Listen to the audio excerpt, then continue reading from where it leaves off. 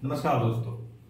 हमने आप पिछली वीडियोस में कहा था कि दक्षिण पश्चिमी मानसून के बाद हम चर्चा करेंगे उत्तर पूर्वी मानसून की। तो मित्रों, हम तैयार हैं उत्तर पूर्वी मानसून के साथ। उत्तर पूर्वी मानसून की जब हम चर्चा करते हैं तो हमें याद रहता है कि दक्षिण पश्चिमी मानसून से जितना पानी आ रहा था वो समुद्रों की वजह से आ रहा था। हम समुद्रों में देखते हैं कि पानी जमा हो जाता है, समुद्रों में गर्मी के कारण वेपर बनना शुरू हो जाता है और वह दिशा ले लेता है और फिर वो पहाड़ियों या चोटियों से टकराकर बरसात करता है। उत्तर पूर्वी मानसून की जब आप बात करोगे तो ये अपोजिट डायरेक्शन है।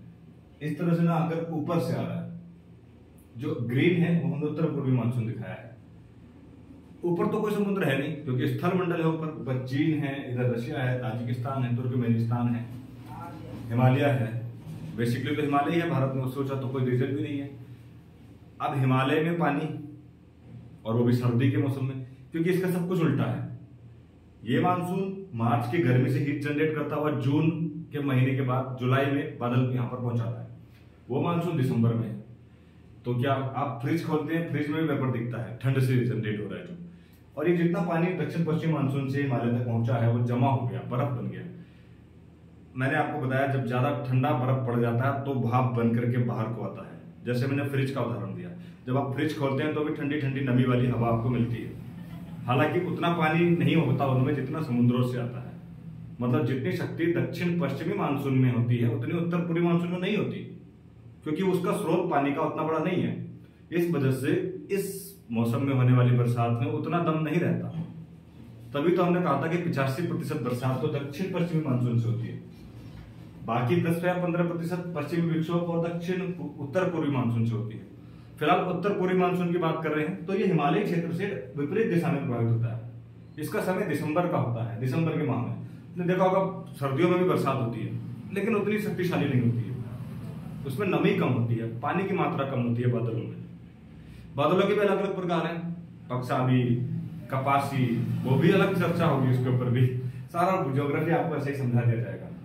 अभी बादल की चर्चा नहीं कर रहे तो कंफ्यूजन नहीं करते, बस इतना बताते हैं कि उस नमी में उतना पानी की मात्रा नहीं होती जितनी कि दक्षिण पश्चिमी वाले से होती है, जिसमें समुद्र से निकला हुआ पानी आता है।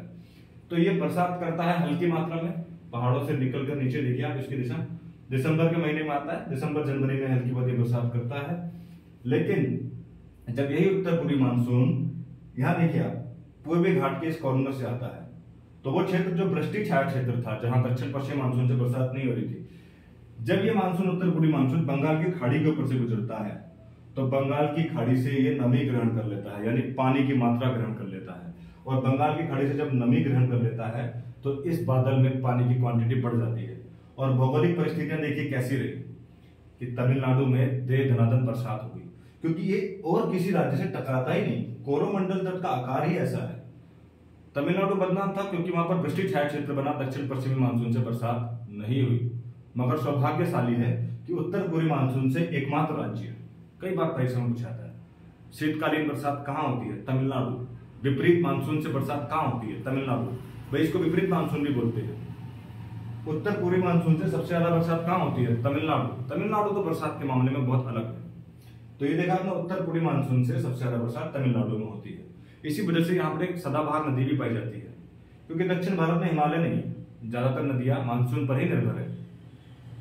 कावेरी नदी एकमात्र ऐसी नदी है जो सदाबहार है। क्यों है?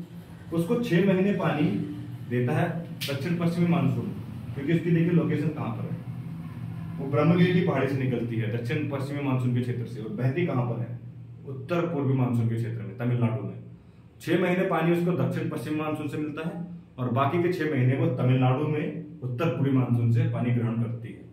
इस वजह से वो दक्षिण की गंगा भी बन जाती है, भारत की, दक्षिण भारत की एकमात्र सदाबहार नदी भी बन जाती है। ये सब उत्तर पश्चिमी मानसून की वजह से, उत्तर पूर्वी, सॉरी, आप समझिए भाषा को। अब हम बात करते हैं पश्चिमी विक्षोभ की, क्योंकि एक और बरसात का जो रीजन है, बरसात का जो कारण है, रीजन से मतलब कारण, वो है पश्चिमी विक्षोभ, जिससे बर्फबारी होती है। उत्तर पूर्वी मानसून से उतनी बर्फबारी नहीं होती।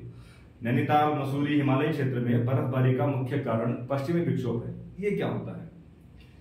बरसात के प्रकार भी हम बताएंगे। संवहनीय बरसात तब होती है जब बरसात ऊपर उठती है।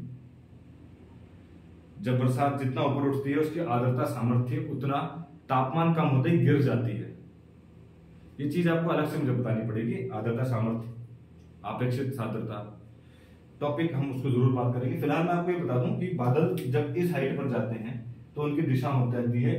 इसके लिए वायुदाब का चैप्टर मेरी पुराने वीडियोस में वो भी देखिए आप। फिलहाल उतना डिटेल में मैं जाऊंगा तो अलग से मुझे चैप्टर पढ़ाने पड़ेंगे।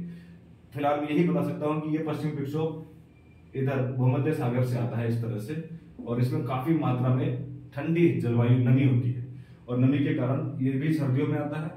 आप नैनीताल घूमने जाते हैं तो बरसात होती है, यही इसका मेन फैक्टर है, जिस कारण दक्षिण पश्चिम मानसून से ये पश्चिम विक्षोभ से बरसात होती है। इसके बारे में डिटेल से बताने के लिए मुझे अलग से 2-3 वीडियोस पहले भी बनाए हैं, उनको देख लीजिए, अन्यथा बनाने पड़ेंगे। आप कमेंट बॉक्स में बता देना, क्योंकि जेट स्ट्रीम है बहुत हाइट पर चलती है, वायुदाब का चैप्टर पढ़ाना पड़ेगा, इसी वजह से मैं इसको अच्छी तरह से एक्सप्लेन नहीं कर पा रहा हूँ। इतना बता रहा हूँ कि भूमध्य सागर से आने वाली बहुत ऊंचाई पर स्थित विक्षोभ से जनरेट हुई हवाएं हैं जो बर्फबारी के लिए जिम्मेदार है भारत में।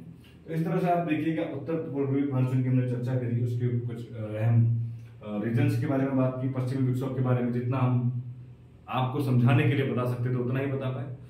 तो ये भी आप बिल्कुल कमेंट बॉक्स में बताइए ये आपको समझ में आया नहीं आया उत्तर पूर्वी मानसून, क्योंकि इसके बाद हम नदियों के बारे में चर्चा करेंगे, बरसात के प्रकार के बारे में चर्चा करेंगे। आप जो टॉपिक कहेंगे कमेंट बॉक्स में लिख के हम उसी के बारे में चर्चा करेंगे।